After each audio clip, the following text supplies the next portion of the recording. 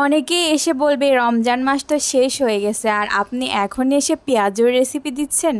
Hello everyone, আসসালামু আলাইকুম। Sabrina's স্টোরিতে আপনাদের সবাইকে স্বাগতম। কেমন আছেন সবাই? আজকে অনেক দিন পরে একটা বড় ভিডিও নিয়ে চলে আসছি আপনাদের মাঝে। তো আজকে আমি আপনাদেরকে দেখাবো ডালের বড়া বা পেঁয়াজু, যে যেটা বলেন। আমরা কিন্তু এটাকে ডালের বড়া বলি। এটা আমাদের ভাত দিয়ে খেতেও অনেক মজা লাগে, আবার হচ্ছে মুড়ি দিয়ে খেতেও অনেক মজা লাগে। তো আপনারা কে কীভাবে এটা খান অবশ্যই জানাবেন। তো আমরা তো দুইভাবেই খাই, আবার এমনিও খেতেও মজা লাগে, কারণ কি পেঁয়াজটা এরকম মানে ডালের বড়াটা আসলে এরকমই একটা জিনিস। তো আমরা সারা বছরই খাই, শুধুমাত্র রমজান মাস বলেই খাবো আর অন্য বছরে খাবো না, অন্য সময় খাবো না, এটা তো হয় না।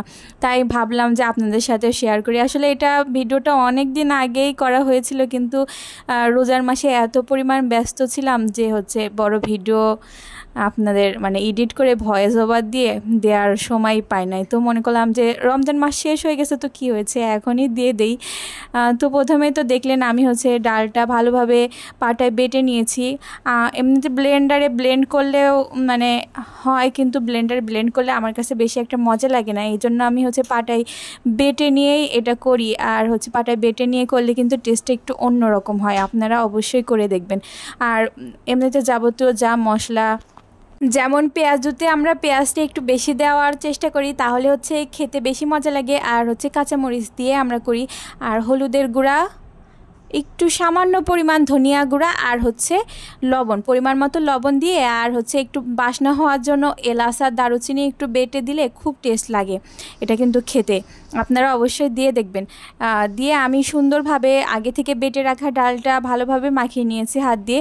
মাখিয়ে নেওয়ার পরে এই তো তেলে ভেজে নিচ্ছি। আর তেলে ভাজার সময় অবশ্যই চুলার আঁচটা মিডিয়াম টু লো হিটে রাখবেন, না হলে কিন্তু উপরটা হয়ে যাবে আর ভিতরটা কাঁচা থেকে যাবে। ভালোভাবে একটু সময় নিয়ে ভাজতে হবে, আর একটু সময় নিয়ে উল্টিয়ে পাল্টিয়ে ভেজে তুলে নিতে হবে একটু মচমচি করে, তাহলেই কিন্তু খেতে ভালো লাগে। দেখুন আমার কিন্তু এক পাশ হয়ে গেছে, আরেক পাশ দেওয়ার জন্য আমি উল্টিয়ে দিচ্ছি। আর আমার কাছে আপনাদের কার কাছে এই ডালের বড়াটা খেতে ভালো লাগে অবশ্যই জানাবেন। আর যা বলছিলাম আর কি, আপনাদের রমজান মাসটা কেমন কেটেছে আর ঈদ কেমন কাটালেন? ঈদের তো এক সপ্তাহ অলরেডি হয়ে গেছে, দেখতে দেখতে দেখেন রমজান মাসটাও শেষ হয়ে গেল কিভাবে, আর ঈদটাও শেষ হয়ে গেল। আমার কাছে তো রমজান মাস অনেক ভালো লাগে, মনে হয় কি সারা বছরই যদি রমজান মাসটা থাকতো তাহলে বেশি ভালো লাগতো।